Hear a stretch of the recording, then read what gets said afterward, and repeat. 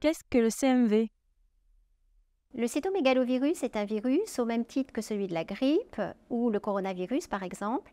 Il est connu depuis très longtemps et il est le plus souvent anodin chez le patient en bonne santé. En revanche, l'infection peut avoir des conséquences sur le fœtus si une femme est infectée au cours de sa grossesse.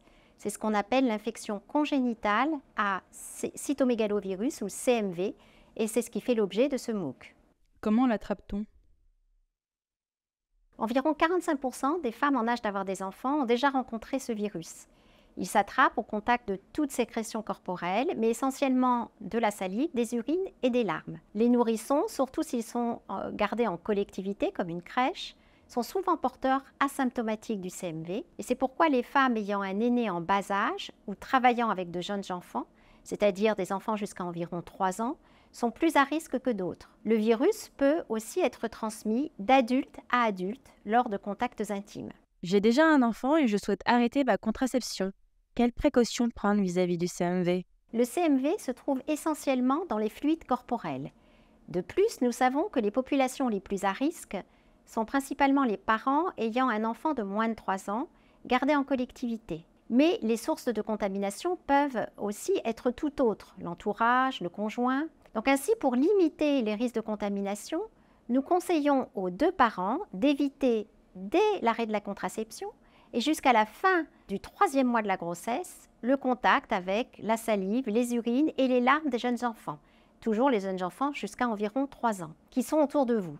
Donc il faut vous laver les mains après chaque change, ou mieux porter des gants pour ces changes, ne pas embrasser les enfants sur le visage, ne pas échanger vos couverts ni les verres avec ces enfants. Nous avons bien conscience que ces mesures sont difficiles à suivre lorsqu'on est en contact avec un jeune enfant à la maison. Mais c'est aujourd'hui la seule façon que l'on connaît de réduire le risque de contamination de votre futur bébé, sans pour autant l'empêcher dans tous les cas. Ce n'est pas encore dans les recommandations nationales, mais nous savons par expérience qu'il peut être important de connaître votre statut vis-à-vis du CMV avant même votre grossesse.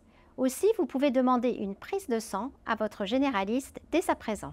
Comment éviter l'infection pendant la grossesse? Il n'y a pas de vaccin contre le CMV, simplement des règles d'hygiène comme je viens de vous décrire précédemment. Quels sont les signes et les moyens de diagnostic d'une primo-infection pendant la grossesse? Le plus souvent, le CMV n'entraîne pas ou très peu de symptômes. Les signes qu'on retrouve quand il y a des symptômes sont des syndromes qu'on appelle pseudo-grippaux, c'est-à-dire des maux de tête associés à une fatigue importante, des courbatures, de la fièvre. Devant ces symptômes, si vous êtes enceinte, nous vous conseillons de prendre un rendez-vous avec votre médecin traitant qui pourra vous prescrire une prise de sang qui permettra de mettre en évidence une infection récente à CMV.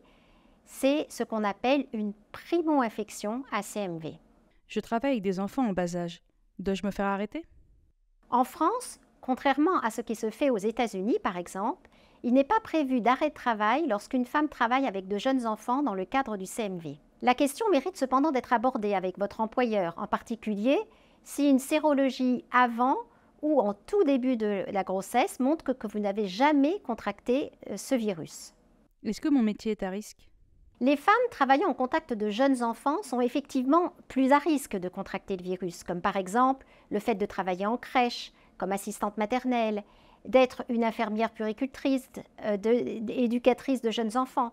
C'est pourquoi nous vous conseillons de porter des gants dans le cadre de votre activité professionnelle, dès l'arrêt de votre contraception et aussi pendant les 3 premiers mois de votre grossesse. J'espère que ces conseils vous seront utiles pour une grossesse sereine.